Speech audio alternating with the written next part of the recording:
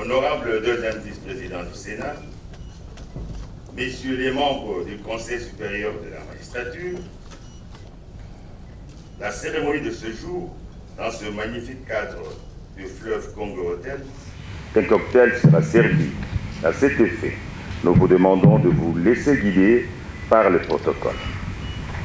Mesdames et messieurs, nous vous prions de vous lever pour saluer la sortie de son Excellence, Monsieur le Président de la République, magistrat. Le premier président de la Cour des comptes a convoqué la session extraordinaire parce qu'en principe, la session ordinaire tient ses assises le 1er mai de chaque année. Mais étant donné que la Cour était tellement sollicitée qu'on n'a pas eu le temps de convoquer cette session ordinaire, c'est comme ça que le premier président, sur son initiative, a pris soin de convoquer la session extraordinaire pour la date de ce jour.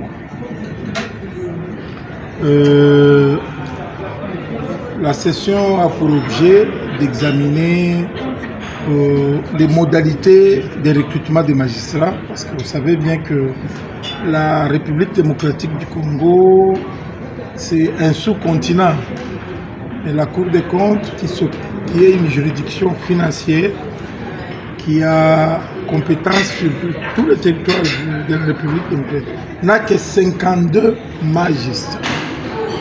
Alors, s'il est impérieux et urgent pour que la Cour des comptes puisse recruter et déployer les magistrats dans toutes les provinces.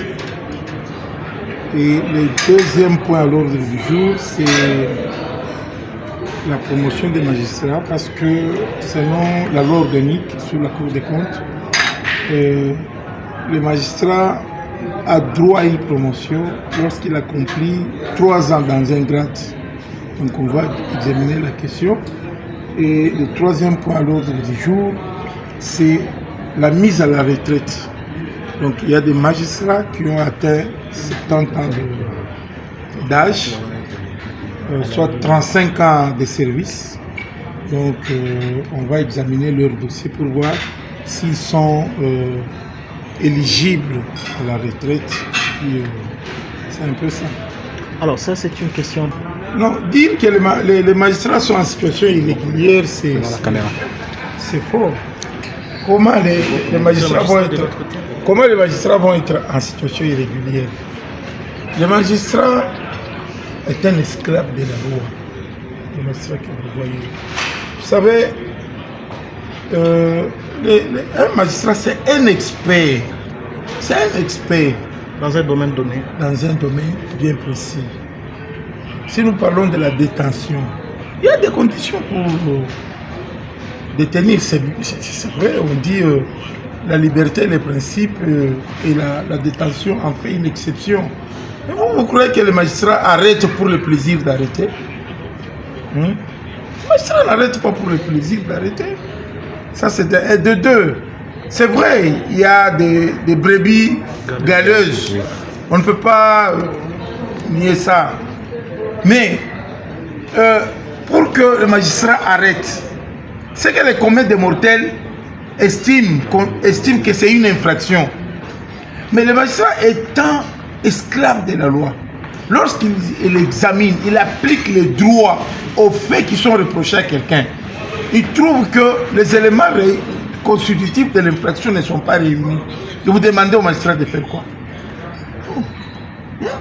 Et quand les magistrats, je me rappelle en son temps, quand on arrêtait les Koulouna, je vois, on arrête un monsieur, Koulouna, avec la clameur public, je vous dis. Clameur public. Koulouna, Koulouna, Koulouna. Et le bourgmestre m'avait même appelé. On vient d'arrêter un grand Koulouna. J'ai dit, tant mieux. On l'a acheminé au parquet. Mais on l'a acheminé accompagné d'un PV de l'OPJ. Aucun plaignant. Je dis bien, aucun plaignant. L'OPJ dit Koulouna, association des malfaiteurs. Bandé. Vous allez placer ces messieurs-là parce que on vous dit que c'est un Koulouna.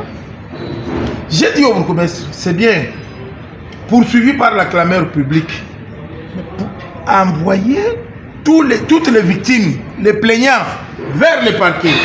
Comme ça, ils peuvent charger ces messieurs-là.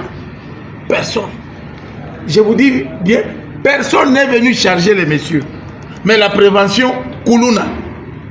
Et moi, magistrat, je vais placer quelqu'un sous mandat d'arrêt provisoire parce que juste on dit que c'est un Koulouna.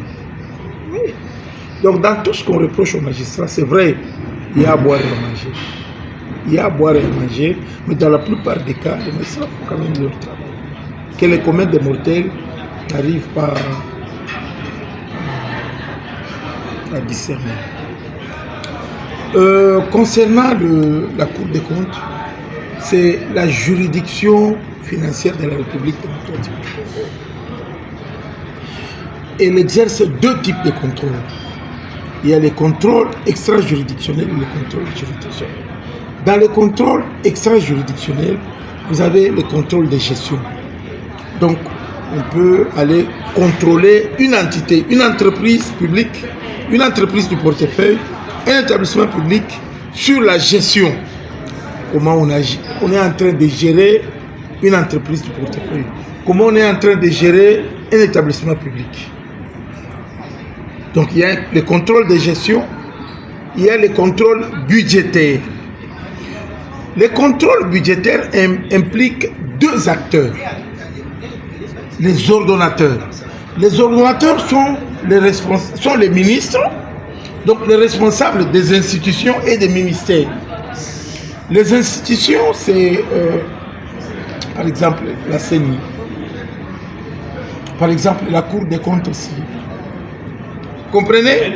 Oui. Et les différents ministères. Et il y a aussi les comptables. Vous connaissez bien les comptables, non?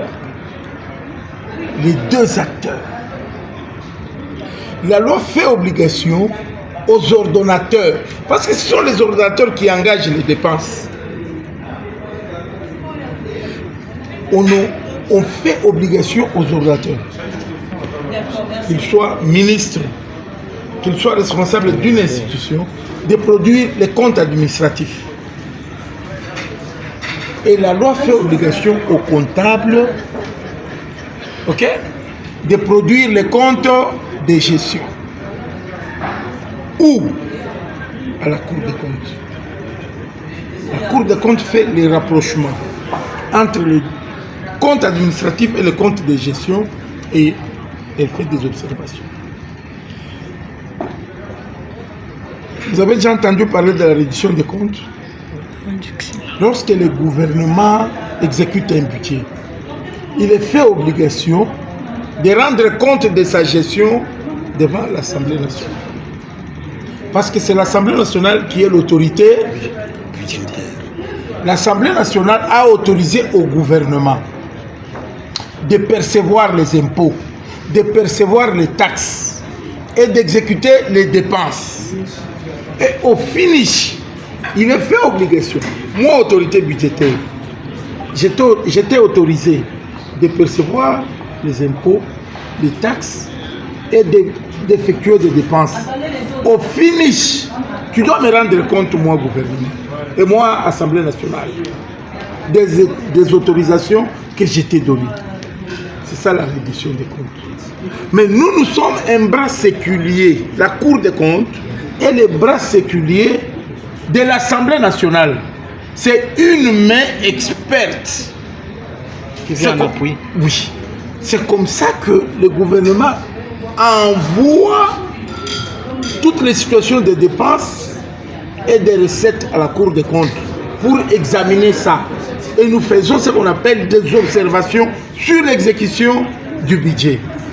Ok? Ça, c'est le contrôle extra-juridictionnel. Nous avons maintenant le contrôle, un autre type de contrôle, le contrôle juridictionnel. Nous allons statuer sur les modalités de recrutement, parce que la Cour des comptes doit recruter.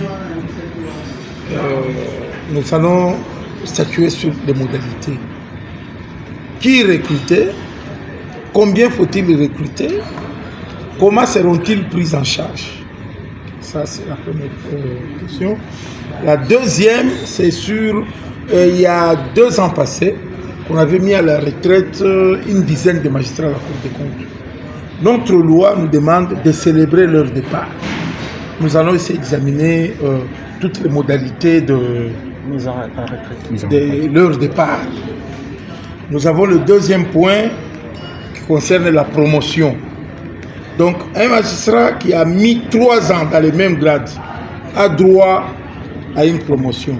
On va examiner, on va compulser le dossier, les signalements pour voir s'il y a des magistrats qui ont répondu aux critères d'éligibilité à la promotion. Et le troisième point, c'est la mise à la retraite.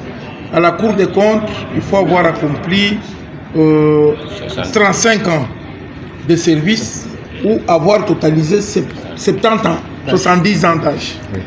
Donc on va examiner les dossiers individuels de chaque magistrat pour voir s'ils sont dans les critères pour l'éligibilité à la retraite. C'est un peu ça. Merci beaucoup. Merci beaucoup. De l'Assemblée générale extraordinaire du Conseil supérieur de la Cour des comptes, c'est pour la première fois, je l'ai dit, depuis que la Cour existe depuis 1987. Et l'événement d'aujourd'hui a été.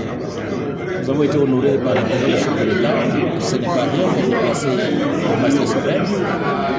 Sa présence témoigne vraiment que le chef de l'État accorde une importance particulière. Nous avons vraiment été honorés par cette présence. C'est un motif de joie et de fête. Quels sont les axes principaux sur lesquels cette session sera basée?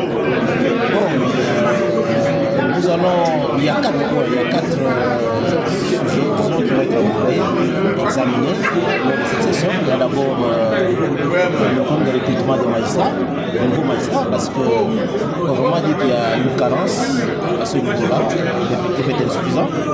La Cour fonctionne aujourd'hui avec 52 magistrats, alors qu'il est appelé à s'étendre sur l'étendue de la République. Donc il y a nécessité de recruter des magistrats.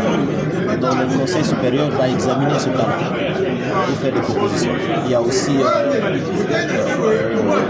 de la célébration du départ à la retraite des magistrats qui ont été retraités en 2022 par les ordonnances du chef de l'État, parce que notre organique nous oblige d'organiser une audience solennelle de célébration du départ à la retraite des magistrats.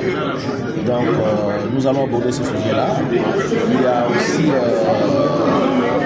relatif à au départ plutôt de certains magistrats à la retraite, parce qu'il y a des magistrats qui ont atteint l'âge de 70 ans, et c'est l'âge de la retraite pour les magistrats de la Cour des comptes. Cette question sera examinée au long de cette session. Mais comme il y a des magistrats qui vont partir, certainement il y aura le poste vacant, donc il faudra que ça soit comblé. Donc nous allons vraiment examiner la question relative à la promotion des magistrats qui devront combler l'espoir. Ce sont là les matières qui vont être abordées lors de cette session. Merci, M. le Président.